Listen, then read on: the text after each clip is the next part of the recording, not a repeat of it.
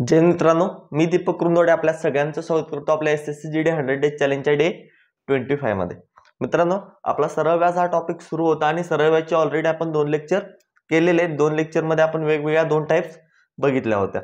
तर आजचं हे सरळ व्याजचं आपलं 3rd लेक्चर असणार आहे, पार्ट 3 असणार आहे। तर या लेक्चर मध्ये आपण थोड्याशा पुढच्या टाइप म्हणजे जे लास्टला क्वेश्चन येतात, जे तुम्हाला टफ क्वेश्चन वाटतात ते क्वेश्चन आपण घेणार आहे। ठीक आहे, आता ऍक्च्युअली रियालिटी मी तुम्हाला पहिल्या डे पासून शिकवतोय, समजवतोय की अवघड असे प्रश्न गणितात नसतात।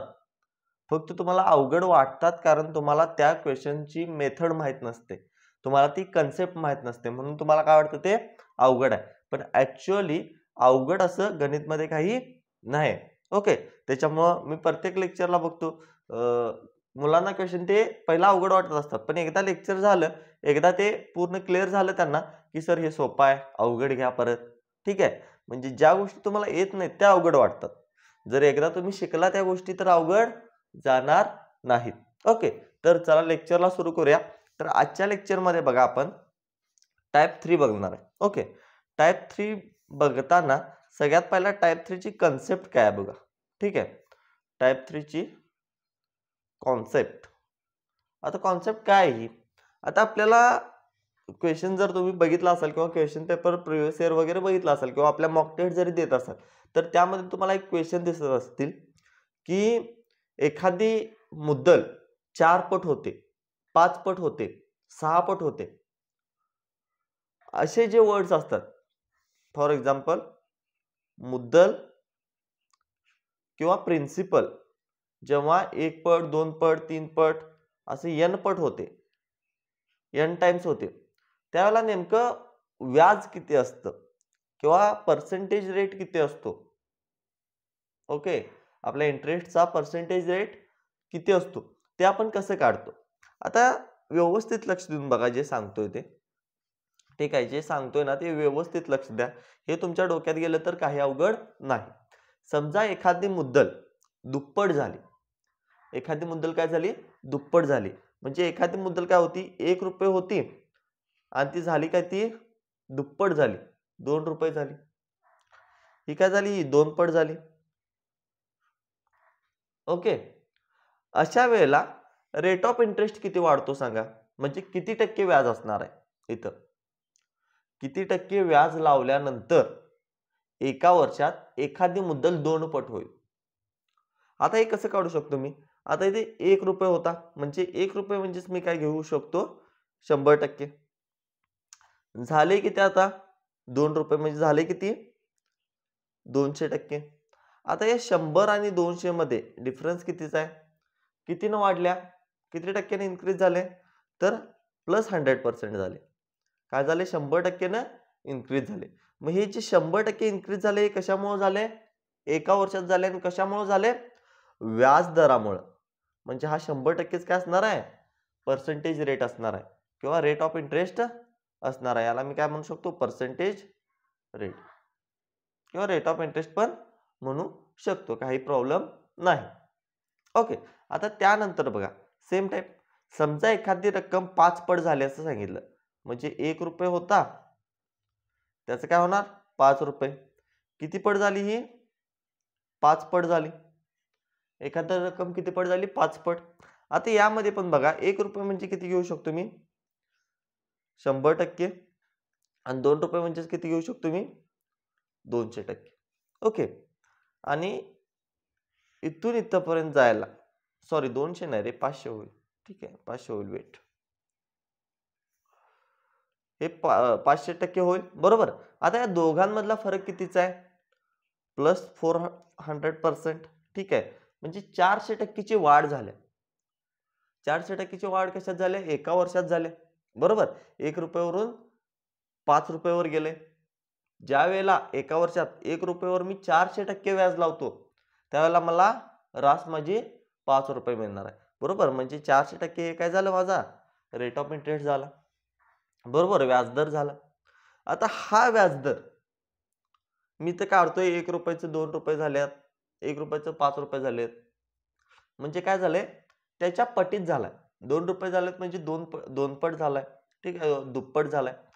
5 रुपये झालाय म्हणजे 5 पट झालाय, बरोबर. तर हे सगळं काढायला आपण एक फॉर्म्युला तयार करू. फॉर्म्युला कसा घेऊ शकतो आपण? आता इथं काय केलंय बघा, 100% आले. ज्यावेळेला 2 पट झाले त्यावेळेला काय आले? 100%. ज्यावेळेला 5 पट झाले त्यावेळेला काय झाले? 400% झाले. मग मी इथे काय फॉर्म्युला करू शकतो बघा. ज्यावेळेला 2 पट झाले, मग मी या 2 मधून 1 वजा करतो, गुणिले 100% करतो. काय केलं मी? 2 पट झाले म्हणून 2 मधून 1 वजा केलं, गुणिले 100% केलं. येणार उत्तर काय येईल? 2 वजा 1, 1 गुणिले 100% बरोबर 100%. म्हणजे रेट ऑफ इंटरेस्ट माझा किती आला? 100%. सेम मी इथं पण काय करतो, आता 5 पट झाले म्हणून मी काय करतो, 5 मधून 1 वजा करतो, गुणिले 100% करतो. बरोबर काय येईल? 5 वजा 1 4, 2 शून्य आहेत असं, पर्सेंटेज आहे असं, म्हणजे 4%, 400%. याच्यावरून काय लक्षात येतं तुमच्या? एखाद्या अमाऊंट आता 9 पट झाली तर किती टक्के व्याज लागणार? 800% व्याज लागला असणार. एखाद्या अमाऊंट 15% झाली तर किती पट व्याज लागला असणार? 1400% व्याज लागला असणार. म्हणजे जितकी पट होते त्याच्या 1 कमी करायचं आणि गुणिले 100 करायचं, तितकं व्याज त्याला लागतं. फॉर एक्झाम्पल, एखादी रक्कम जर n पट झाली, n पट म्हणजे n कुठलाही नंबर असेल, रँडम नंबर असेल, तर आपण फॉर्म्युला काय यूज करणार?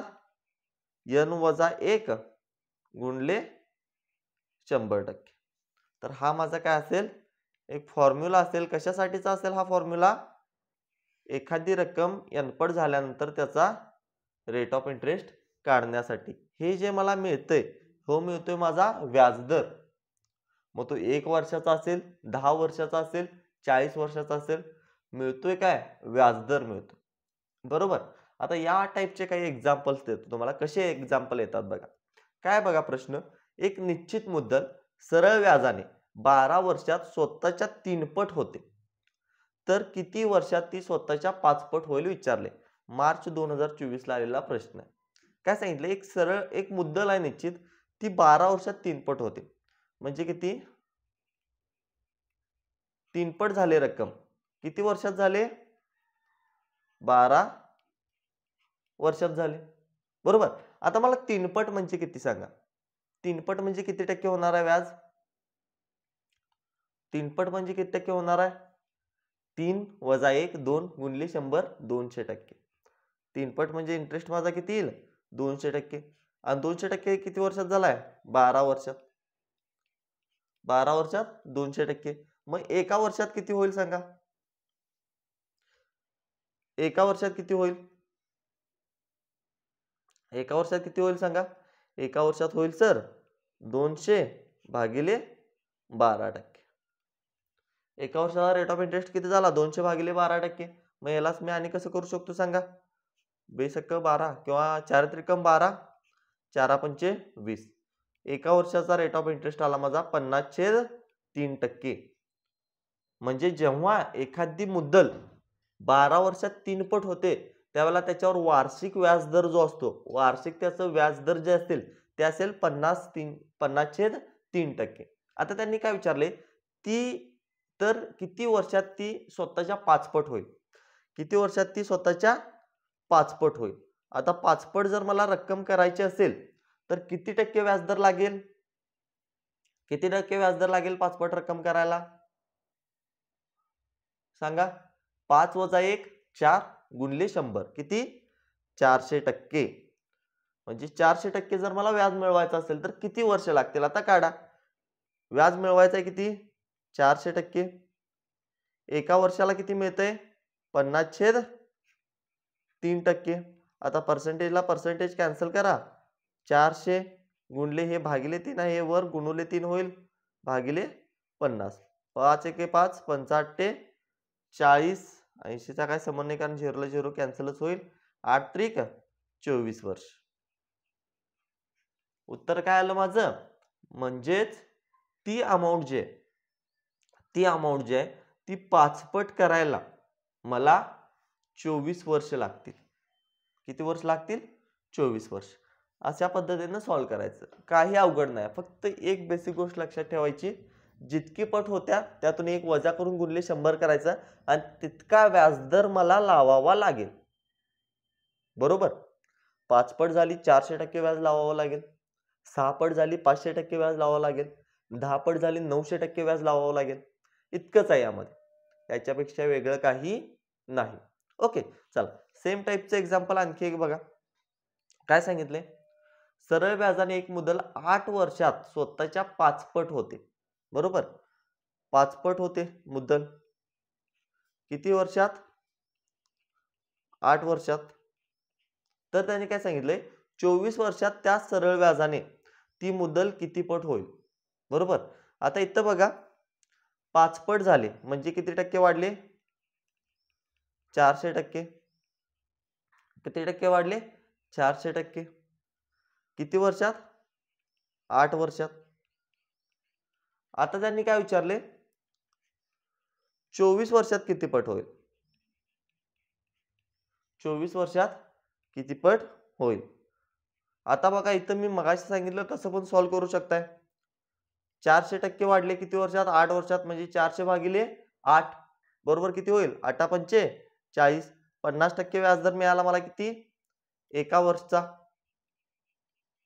एका वर्षचा किती मिळाला? 50%. तर 24 वर्षाचा किती होईल? 24 वर्षाचा किती होईल? 50 गुणले 24 बरोबर 24 5 120 1200%. आणि जर व्याजदर 1200% लागला तर अमाऊंट किती पट होते? 13 पट. अमाऊंट किती पट होते? 13 पट. Option A. क्लिअर? किंवा आणखी एक गोष्ट इथं करू शकता. ज्या वेळेला तुम्हाला पर्सेंटेज माहित असेल, वर्ष दिला असेल, नंतरचं वर्ष दिलं असेल आणि पर्सेंटेज काढायचं असेल तर इथं डायरेक्ट एक गोष्ट करू शकता तुम्ही. काय केलं असता? सर इथं काय झाले?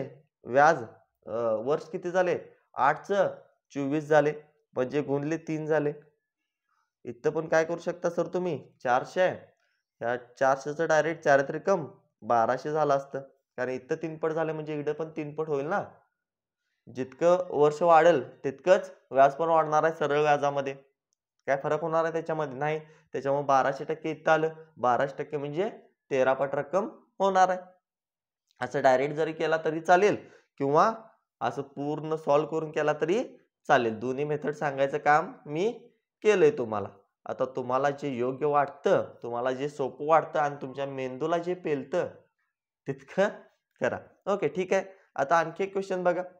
एक मुद्दल 36 वर्षात 3 पट होते. तर सरळ व्याजाचा दर किती? सिंपल आहे. फेब्रुवारी 2024 ला विचारलाय.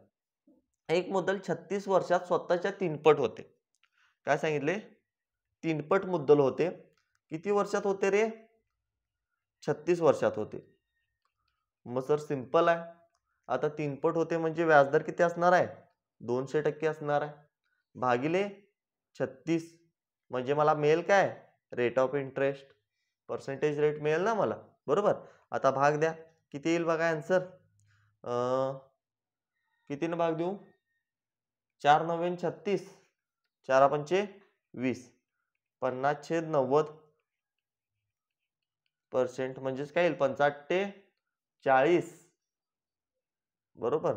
सॉरी 5 न भाग देत नाही मी, 9 न देऊया ना आपण डायरेक्ट. 9 5 45 9 संग 54 9 5 45 उरेल परत 50 9 5 45 5.55 ऑप्शन सी येईल बघा. बरोबर. कॅल्क्युलेशन केला तर रेट ऑफ इंटरेस्ट जो आहे माझा तो किती येणार आहे? 5.55% येणार. बरोबर. आता सेम टाईपचं एक एक्झाम्पल आहे. एक मुद्दल 24 वर्षात स्वतः 3 पट होते तर सरळ व्याजाचा दर किती? हे एक्झाम्पल तुम्हाला होमवर्कसाठी आहे. याचं उत्तर तुम्ही मला काय करायचं? कमेंट बॉक्समध्ये द्यायचं. बरोबर. काय प्रश्न आहे? 24 वर्षात जर 3 पट होत असेल तर व्याजदर किती लागणार आहे? फेब्रुवारी 2024 ला विचारलाय क्वेश्चन. यापैकी काहीतरी आन्सर आहे ते उत्तर तुम्ही मला शोधून द्यायचं, कमेंटमध्ये सांगायचं. ओके, पुढचा क्वेश्चन घेतो मी. पुढचा क्वेश्चन काय आहे बघा.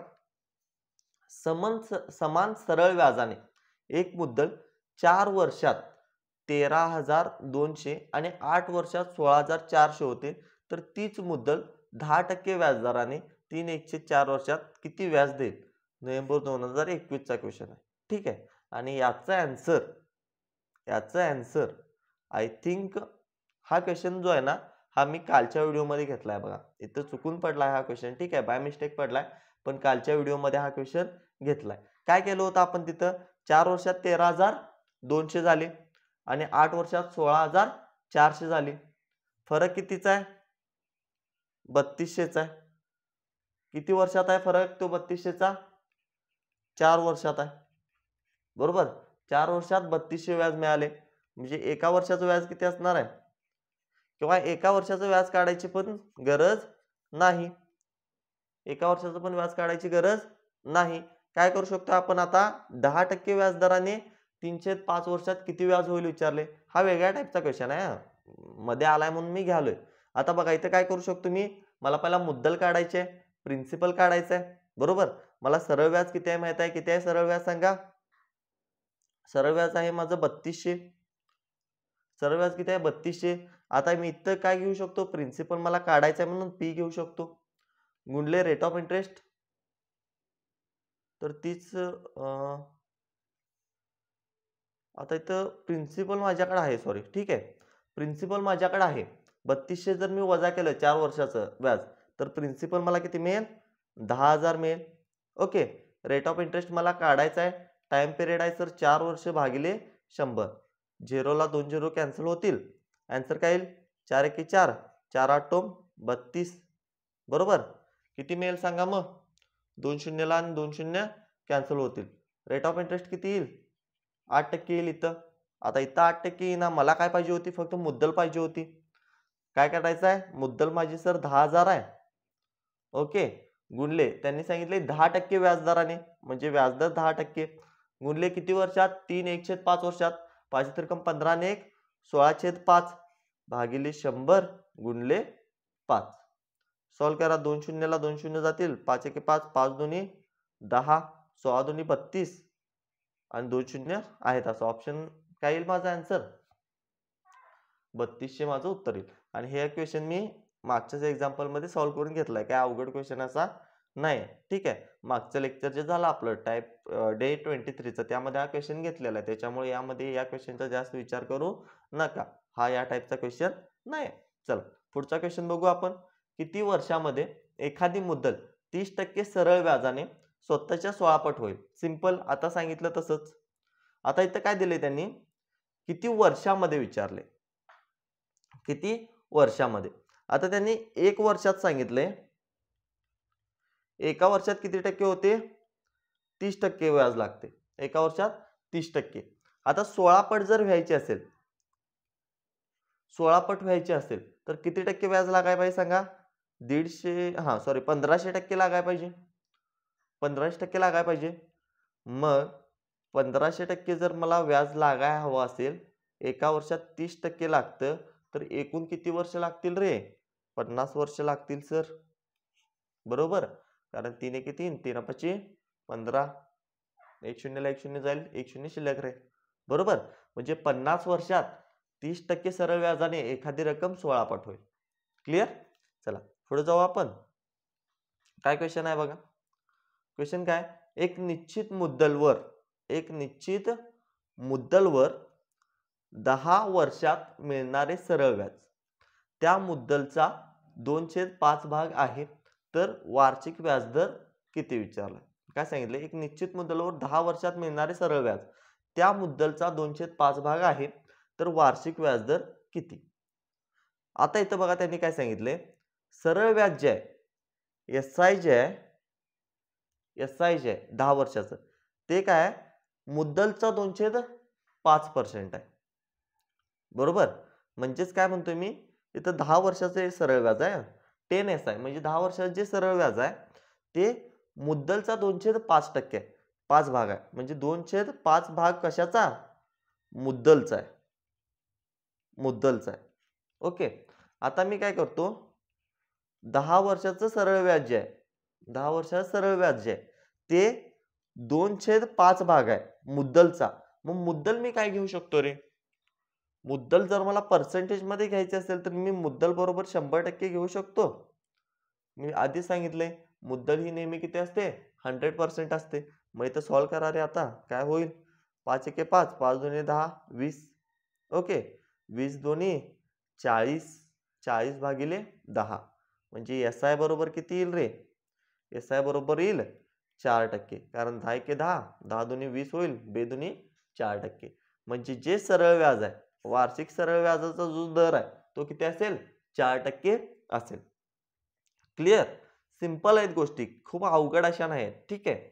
फेब्रुवारी 2024 विचारला प्रश्न, एक निश्चित मुद्दलवर 40 वर्षात मिळणारे सरळ व्याज त्या मुद्दलचा 2/5 भाग आहे. आता आपण डायरेक्ट करू सर. 40 SI बरोबर 2/5 भाग कुणाचा, 100%चा.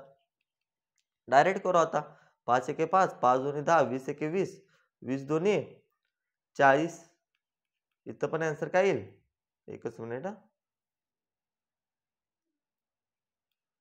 40 वर्षात मिळणारे सरळ व्याज त्या मुद्दलचा 2/5 भाग आहे. तर वार्षिक व्याजदर किती, बघा किती येईल. मग इथं 2 आहे, इकडं 2 आहे, मग हे भागाकार मध्ये जाईल ना. 2 आणि 2 4 होईल. म्हणजे व्याजदर किती लागेल माझं वार्षिक, 4% लागेल. सॉरी 4 नाही, 2 भागिले 2 1 होईल, 1% लागेल. ऑप्शन ए बरोबर. लक्ष द्या, इथं काय काय केलं मी. 5 एके 5, 5 दोन्ही 10, 0 आहे असं.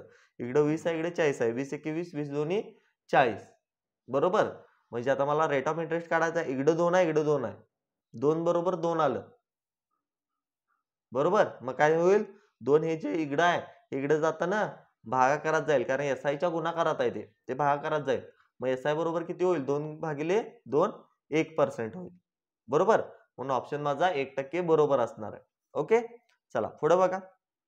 एका निश्चित मुद्दल 19/5 वर्षात स्वतःच्या 69/50 पट होते, तर वार्षिक व्याजदर किती. सिंपल आहे बघा. ठीक आहे. फेब्रुवारी 2024 घाबरून जायचं नाही. एक निश्चित मुद्दल किती वर्षात म्हटल्या, 19/5 वर्षात. किती झाल्या, 59/50 पट झाल्या. किती वर्षात, 19/5 वर्षात. बरोबर. तर व्याजदर मला काढायचा आहे. आता किती टक्के व्याज लागेल सांगा, किती टक्के व्याज लागेल सर. सर व्याज लागेल 69/50 वजा 1 गुणले 100% इतकं व्याज लागेल. आता इथे काय होईल सांगा, 69 वजा 50% 50 भागिले 50 गुणले 100%. म्हणजेच काय होईल, 69 वजा 50, 19 भागिले 50 गुणले 100 आहे म्हटल्यावर मी इथे काय करतो, 1900%. सॉरी 100 जाईल ना, 1900/50%. म्हणजे इथं 0ला 0 पण कॅन्सल होईल. बरोबर. आता 5 न भाग द्या, 5 एके 5, 5 त्रिकम 15, 5 40. म्हणजे जे पर्सेंटेज व्याज आहे ते 38% आहे. बरोबर. पर्सेंटेज व्याज जे आहे ते 38% आहे. आणि 38% किती वर्षात आहे रे, 19/5 वर्षात. मग मला आता एका वर्षात जर काढायचं असेल, वार्षिक व्याजदर जर काढायचं असेल, रेट ऑफ इंटरेस्ट जर काढायचं असेल, तर काय करेन मी सर, 38% व्याजदर लागतो किती, 19/5 वर्षात. म्हणून 38 भागिले 19 हे गुणले 5 आहे, भागिले सॉरी हे भागिले 5 आहे, वर गुणवले 5 होणार. किती होईल बघा, 9 दुने 18, 10, 19 एके 19, 19 दोन्ही 38, 5 दोन्ही 10%. ऑप्शन बी. म्हणजे जो वार्षिक व्याजदर आहे माझा तो किती आहे सर, 10% आहे. सिंपल केलं मी. ते 19/50 पट काढायला काय केलं मी, n-1 गुणले 100चा फॉर्म्युला वापरला. ठीक आहे. आणि त्यावरून मला काय आलं की 19/5 वर्षात ती 38% अमाऊंट होते. म्हणजे त्या 38% व्याजदर आहे. रेट ऑफ इंटरेस्ट किती आहे, 38%. किती वर्षाचा, 19/5 वर्षाचा. मग 1 वर्षाचा किती, तर 1 वर्षाचा काय होईल, 1 वर्षाचा होईल सर 38% भागिले 19/5 म्हणजेच 10% होईल. सिंपल. चला सॉल्व करा पुढं. टाईप 4. आता टाईप 4 ची कन्सेप्ट काय बघा. टाईप 4 जी आहे ना, ही बेसिकली ॲलिगेशनवर आहे. आता आपण मिक्सचर शिकलो, बरोबर, मिक्सचर अँड ॲलिगेशन शिकलो. तर यातली टाईप 4 जी असते ती ॲलिगेशनवर असते. आता ॲलिगेशनवर असते म्हणजे काय असतं बघा. फॉर एक्झाम्पल एखादं एक्झाम्पल सांगतो तुम्हाला, कशा टाईपचे क्वेश्चन याच्यावर विचारले जाऊ शकतात टाईप 4 मध्ये. तर बघा, समजा एक मुद्दल आहे माझ्याकडे, समजा एक 10,000 रुपये आहेत. किती, एक 10,000 रुपये, आणि 10,000 मी दोघांच्यात वाटलेत. 10,000 मी दोघांच्यात वाटलेत. समजा हे 10,000 मी काय केले, सानिका, ठीक आहे, सानिका आणि संतोष, सानिका आणि संतोष या दोघांच्यात वाटले. ओके. आता समजा मी सानिकाला काय केलं, 8% व्याजदराने दिलं. ओके. आणि संतोषला काय केलं, 10% व्याजदरानं दिलं. आता मला माहित नाही की सानिकाला मी या 10,000 रुपये मधले किती रुपये दिलेत आणि संतोषला किती रुपये दिलेत. पण या दोघांकडून जे मला व्याज मिळणार आहे, ह्या दोघांकडून जे मला एका वर्षात व्याज मिळतं ते मला मिळतं समजा 5%. सरासरी व्याज यांचं काढू आपण. ह्या दोघांकडून जे मला सरासरी व्याज मिळतं ते मला मिळतं समजा 9%. ते किती मिळतं मला, 9%. आता याच्यावरून जे मी इथं काढेन, याच्यावरून जे ॲलिगेशन यूज करून मी काढेन. आता ॲलिगेशन कसं वापरतो आपण, 10 मधून 1 वजा करतो, किती येईल माझं 1%. 10 मधून 9 वजा केलं किती येईल 1%. आणि 8 मधून 9 मधून 8 वजा केलं किती येईल 1%. म्हणजे हा जो माझा खाली रेशो झाला, हा जो माझा एकास एक रेशो झाला, हा रेशो असतो माझा मुद्दलचा. हा रेशो असतो माझा कशाचा, मुद्दलचा. म्हणजेच काय, आता रेशो माझा एकास एक आला. मी एकूण किती रुपये दिलेत रे, 10,000 रुपये दिलेत. मुद्दलचा रेशो एकास एक, 1 आणि 1 किती होईल 2. म्हणजे एकाची व्हॅल्यू माझी किती झाली, 5,000 झाली. एकाची व्हॅल्यू किती झाली माझी, 5,000 झाली. मग सानिकाला मी 1% दिलोय, म्हणजे सानिकाला मी 5,000 दिलो असणार आहे. आणि जो आपला संतोष आहे त्याला किती दिलो असणार आहे, 5,000 दिलो असणार आहे. दोघांना किती अमाऊंट झाली, 10,000 अमाऊंट. म्हणजे अशा टाइपचे एक्झाम्पल येणार आहेत. आता यामध्ये काय विचारणार आहेत माहिती आहे त्यांनी, तुम्हाला याचं पर्सेंटेज सांगतील, याचं पर्सेंटेज सांगतील, ठीक आहे, मधलं पण सांगतील की दोघांच्या मधून वर्षाला किती टक्के व्याज येते. आणि आपल्याला काढायला लावतील सानिकाला किती रुपये दिलेत आणि संतोषला किती दिलेत, किंवा फक्त संतोषला किती दिलेत, फक्त सानिकाला किती दिलेत, ही व्हॅल्यू आपल्याला काढायला लावली जाईल. इथं यूज होते आपले काय, ॲलिगेशन मेथड. आणि ॲलिगेशनची कंडिशन तुम्हाला माहित आहे, जी मिडल व्हॅल्यू घेतो. आता इथं बघा, ॲलिगेशन लावत असताना एक गोष्ट लक्षात ठेवायची, इथं ज्या वेळेला आपण पर्सेंटेज वापरतो, इथं पर्सेंटेज आहे, इथं पर्सेंटेज आहे, तर इथं पण पर्सेंटेजच आला पाहिजे. आणि खाली काय आपलं मुद्दल येणार आहे, ती गुणोत्तरात येईल, बरोबर. आता फॉर एक्झाम्पल क्वेश्चन घेतो सेम टाइपचा. काय क्वेश्चन आहे, 2 व्यक्तींना 10,000 रुपये वार्षिक व्याजदर 8% आणि 10% उधार देण्यात आले. म्हणजे 10,000 रुपये आहेत, 10,000 आहेत, ते 2 व्यक्तींना दिले आपण. एका व्यक्तीला 8% ने दिलेत, दुसऱ्या व्यक्तीला 10% ने दिलेत. आता त्यांनी काय म्हटलंय, त्यावर एका वर्षात सरासरी 9.2% व्याज मिळाले. एका वर्षात किती मिळाले व्याज, 9.2%. मग आता काय काढायचं आहे त्यांनी, तर प्रत्येकाला दिलेली रक्कम किती. मग आता इतर रेशो काढा सांगितले, तसं काय करा, 9.2 मधून 8 वजा करा, किती होईल 1.2. 10 मधून 9.2 वजा करा, काय होईल 0.8. पॉइंटला पॉइंट जाईल, 8 1 8, 8 नाही 8 नंतर बाहेर जाणार नाही, 4 2 8, 4 त्रिकम 12. रेशो जो आहे तो माझा, तो येईल माझा 2:3. रेशो 2:3 आला. एकूण रक्कम किती आहे माझी सर, 10,000 आहे. रेशो आहे माझा 2:3, म्हणजे 2 + 3 बरोबर काय होईल, 2 + 3 बरोबर काय होईल 5. 5 2 10. एकाची व्हॅल्यू सर किती आली, एकाची व्हॅल्यू किती आली, 2,000 आली. मग जो ए आहे त्याला किती मिळतात, 2 भाग मिळतो. म्हणजे 2 गुणले 2,000 किती होईल 4,000. आणि दुसरा जो आहे इकडला 10% वाला, त्याला किती भाग मिळाले, 3. 3 गुणले 2 काय होईल 6,000. म्हणजे दोघांना काय मिळतील, एकट्याला 4,000 मिळेल, एकट्याला 6,000 मिळेल रक्कम. क्लिअर. आता सेम टाइप आणखी एक क्वेश्चन घ्या. 2 व्यक्तींना 600 रुपये वार्षिक व्याजदर 5% आणि 13% ने उधार देण्यात आले, बरोबर. 600 रुपये दिलेत, कोणाकोणाला दिलेत, दोघांना दिलेत. एकाला दिले 5% व्याजदरानं, दुसऱ्याला दिले 13% व्याजदरानं. आता त्यांनी काय सांगितले, त्यावर एका वर्षात एकूण 62 रुपये व्याज मिळाले. किती रुपये, 62 रुपये. तर प्रत्येकाला दिलेली रक्कम काढायचं आहे. आता आपल्याला तर रेशो काढायचा आहे. आता इथं एक गोष्ट बघा, तुम्ही डायरेक्ट 62 मधनं 5 वजा करा, 62 मधनं 13 वजा करा, इथं लिहा असं करत बसाल तर असं करायचं नाही. जेव्हा इथं पर्सेंटेज दिलेलं असतं वर, बरोबर? हे पर्सेंट आहे आणि हे पण 13% आहे. जेव्हा इथं पर्सेंटेज असतं, त्यावेळेला इथं मध्ये पण काय पाहिजे? पर्सेंटेज पाहिजे. मग सर इथं पर्सेंटेज कसं काढणार मी? कसं काढणार? आता त्यांनी सर मला क्लिअरली सांगितले, की ₹62 व्याज मिळाले. किती रुपये व्याज मिळाले? ₹62. किती रुपयेवर मिळाले रे ते? ₹600 वर. किती रुपयेवर मिळाले? ₹600 वर. गुणुले 100% कारण पर्सेंटेज काढायचा आहे म्हणून. आता सॉल्व्ह करा. 2 शून्याला 2 शून्य जाईल. 6 एक्के 6 परत किंवा 6 10 60 होईल 0. पॉइंट काय होईल इथं 2 राहिले ना? म्हटल्यावर काय करू शकतो रे? पूर्णपणे भाग जात नाही. पॉइंटमध्ये मला न्यायचं नाहीये. मग मी काय करतो इथं? इथं 2 शून्याला 2 शून्य जर गेल्यात 6 न पूर्ण भाग जात नाही ना, मग आपण काय करू 3 न भाग देऊ. 3 न पण नाही जात, 2 न देऊ. बेत्रिक 6 बेत्रिक 6 बेके बे म्हणजे किती आलं माझं सांगा? 31/3% आलं. 31/3% आलं. मग मी काय करतो? हे 3% घालवायला ना, याला 3 न गुणतो. मग याला पण 3 न गुणावं लागेल आणि याला पण 3 न गुणावं लागेल. काय येईल बघा व्हॅल्यू मग 3 न गुणल्यानंतर? 3 ला 3 कॅन्सल होईल. इथं आहे असं फक्त 31 राहील. इथं 3 पाची 15% होईल आणि इथं 13 त्रिक 39% होईल. आता रेशो काढा. 39 मधून 31 वजा करा. किती येईल? 8.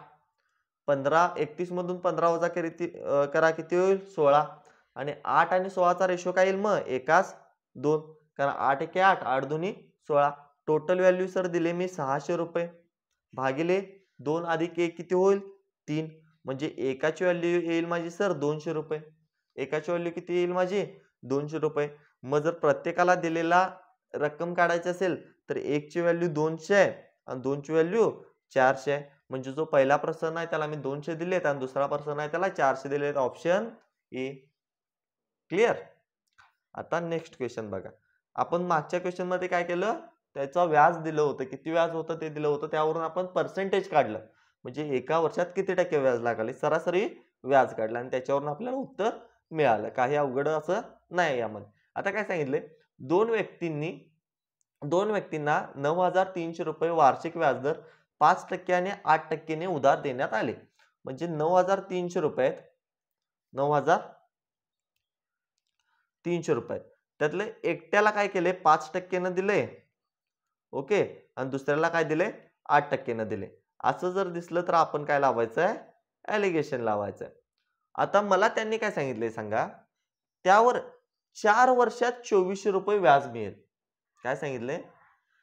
4 वर्षात 2400 मिळेल. बरोबर? मग मला इथे काय करावं लागेल सांगा? व्याजदर जर मला काढायचा असेल तर मला करावं लागेल ₹2400 व्याज मिळाले. किती वर्षात? 4 वर्षात. गुणुले 9,300 करावं लागेल. का केलं मी हे सांगा? मगाशी काय करायचो मी? 9,300 वर ₹2400 व्याज मिळाले. मग मला व्याजदर जो मिळायचा तो 1 वर्षाचा मिळायचा. पण इथं मिळणार किती? 4 वर्षाचा. म्हणून मी डायरेक्ट इथं भागिले 4 केले. ओके. आता सॉल्व्ह करा. 4 एके 4 4 संग 24 600 2 शून्यला सर 2 शून्य माझं कॅन्सल होईल. आता इथं गुणले 100% पण करावं लागेल ना. का करावं लागेल सांगतो गुणले 100%? कारण का? पर्सेंटेजमध्ये मला पाहिजेल आहे. बरोबर? मग आता काय करेन मी? राहिलं काय? इथं 6 आहे. इथं सर किती आहे? 93 आहे. मग मी इथं काय करू शकतो? बेत्रिक नाही 3 न भाग देतो ना. 3 दोन्ही 6 3 त्रिक 9 3 एके 3 31 म्हणजे 200/31 आले सर माझं. काय आले? 200/31% आले. आता हे पण मी ग्रीनच लिहितो. आन्सर काय आले? 200/31 आले. आता काय करा? मला हे 31 घालवायचं आहे. म्हणून याला पण 31 न गुणतो सर मी. याला पण 31 न गुणतो आणि याला पण 31 न गुणतो. येणारा आन्सर काय असेल सांगा मग? 31 ला 31 कॅन्सल होईल. इथं तर 200 उरेल. 5 एके 5 5 त्रिकम 15 इथं सर 115 होईल. 155 होईल. 8 एके 8 8 त्रिक 24 इथं सर 248 होईल. आता ॲलिगेशन लावा. काय होईल बघा? ह्या 200 मधला आणि 248 मधला फरक कितीचा आहे सर 48 आहे. 155 आणि 200 मधला फरक कितीचा आहे सर 45चा आहे. चला भाग द्या, कितीने भाग जाईल बघा, 3 न जाईल का, 3 न जातो बघा, 3 एके 3, 3 संग 18 बरोबर, आणि 3 एके 3, 3 5 15, 16 15 काय येईल माझे, त्याचं गुणोत्तर येईल. आणि आपल्याला तेच विचारले, रकमेचं गुणोत्तर विचारले, काय येईल मग ते 16 15 असेल. अगदी सिंपल आहे, काय अवघड असं नाही याच्यामध्ये. ओके चला, आता इथं आपला टॉपिक ऍक्च्युअली कव्हर होतो. आता सेम टाईपचा आणखी एक एक्झाम्पल आहे, पण थोडंसं वेगळं आहे. ठीक आहे, याला स्टार करतो मी, थोडंसं वेगळं आहे. व्यवस्थित लक्ष देऊन बघा. नोव्हेंबर 2021 ला विचारलेला प्रश्न काय, 2700 ची मुद्दल दोन व्यक्तींमध्ये अशा प्रकारे दिली जाते की 5% सरळ व्याजाने क्रमवार 2 वर्षांनी 4 वर्षांनी मिळणारी रास समान आहे असं सांगितलंय. तर दुसरा भाग किती मला काढायचा आहे. म्हणजे 2700 ही रक्कम आहे, 2760 ही रक्कम आहे, ही दोघांना दिली, ही दोघांना दिली, आणि दोघांना पण जेव्हा दिले ती 5% सरळ व्याजाने दिली. दोघांना पण काय दिले, 5% सरळ व्याजाने दिले. दोघांना पण व्याजदर जो आहे तो 5%च लावला. पण एकट्याला जी पहिला भाग असणार आहे तो 2 वर्षासाठी, पहिला भाग जो आहे तो 2 वर्षासाठी आणि दुसऱ्या भागाला जी दिले ती 4 वर्षासाठी. आणि त्यांनी काय सांगितले, ही रास जी आहे, काय सांगितले, दोघांची रास समान आहे, मिळणारी रास काय समान आहे. म्हणजे ही रास जी आहे, ही रास आणि ही रास समान आहे.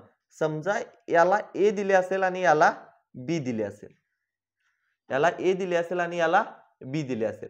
मग आता मला ए ची रास किती असेल सांगा, ए ला मिळणारी रास किती असेल, ए ला मिळणार रास किती असेल, रास असेल सर 100% अधिक एसआय किती आहे 5 दोन्ही 10%. म्हणजे रास असेल टोटल ए ची किती 110%. कुणाची, ए ची. हे बरोबर काय असणार आहे बी च्या राशी एवढं. बी ची रास किती असणार आहे 5 आणि 20 अधिक 100 120%, 120%. कुणाच्या, तर बी च्या. म्हणजे ए ची जी रास आहे ती बी च्या राशीच्या समान आहे बरोबर. आणि रास किती असते, मुद्दल अधिक व्याज, मुद्दल 100% अधिक व्याज किती आहे 5 दोन्ही 10%, म्हणजे 110% ए ची रास झाली. आणि बी ची रास किती असणार आहे 5 अधिक मुद्दल 100% 120%. कुणाची, बी ची बरोबर. तर ही दोघं काय सांगितलंय समान आहे असं सांगितलंय त्यांनी. मग मला इथं काय होईल, ए चा आणि बी चा रेशो काढता येईल बरोबर. इथं पर्सेंटेजला पर्सेंटेज कॅन्सल होईल सर माझं. ओके, झिरोला झिरो पण कॅन्सल होईल सर. मला मिळालं काय पुढं 11 ए बरोबर 12 बी. आणि सर असं जर मिळालं तर मी काय सांगितले तुम्हाला, जे बी च्या पुढे असेल ते ए चं गुणोत्तर असेल आणि जे ए च्या पुढे असेल ते बी चं गुणोत्तर. म्हणजे सर मला इथे ए बरोबर 12 मिळेल, ओके, आणि बी बरोबर सर मला इथे किती मिळेल 11 मिळेल बरोबर. आता मला काय सांगितले त्यांनी, दुसरा भाग काढायचा आहे. आता एकूण भाग किती आहे सांगा 2760 रुपये. एकूण भाग किती आहे 2760 रुपये भागिले 12 अधिक 11 23 भागिले 23 करा, किती येईल आन्सर, आन्सर किती येईल 23 एक्के 23, उरलं किती रे इथं 4, 23 दोन्ही 46 झिरो आहे असं. म्हणजे एकाची व्हॅल्यू आली 120. मला काढायचा आहे काय दुसरा भाग, म्हणजे बी चा भाग. एकाची व्हॅल्यू 120 आहे, मग 11 ची व्हॅल्यू काढायला 11 गुणिले 120 करा, 11 0 0, 11 दोन्ही 22, 11 1 11 आणि 2 13, 1320 रुपये. म्हणजे जो दुसरा व्यक्तीला मी अमाऊंट दिली ती किती दिली, त्यातली 1320 रुपये दिली. क्लिअर. तर अशा पद्धतीने ज्यावेळेला रास समान दिली जाते तेव्हा पण आपण सॉल्व्ह करू शकतो. क्लिअर. तर इथं आपल्या या टॉपिकच्या ऑल कन्सेप्ट आणि ऑल टाइप सप्ताह टॉपिकचा दी एंड होतो. ठीक आहे. आता काय करायचं आहे, तुम्ही सगळ्या कन्सेप्ट एकदा रिवाइज करा. रिव्हिजन केल्यानंतर काय करा, प्रॅक्टिस शीट सॉल्व्ह करा. ओके, या क्वेश्चनवर जास्तीत जास्त प्रश्न सॉल्व्ह करा. ओके, तेवढं केला की तुमचं क्लिअर होईल आणि त्यानंतर मॉक टेस्टला तुम्ही जाऊ शकता. ओके, तर आजचं लेक्चर मी इथंच एंड करतो. उद्या आपण चक्रवाढ व्याज सुरू करणार आहे, ठीक आहे, ज्याच्यामध्ये आपल्याला चक्रवाढ व्याज त्या सगळ्या कन्सेप्ट आपल्याला बघायचे. ओके, तर भेटू उद्याच्या लेक्चरमध्ये. जय हिंद.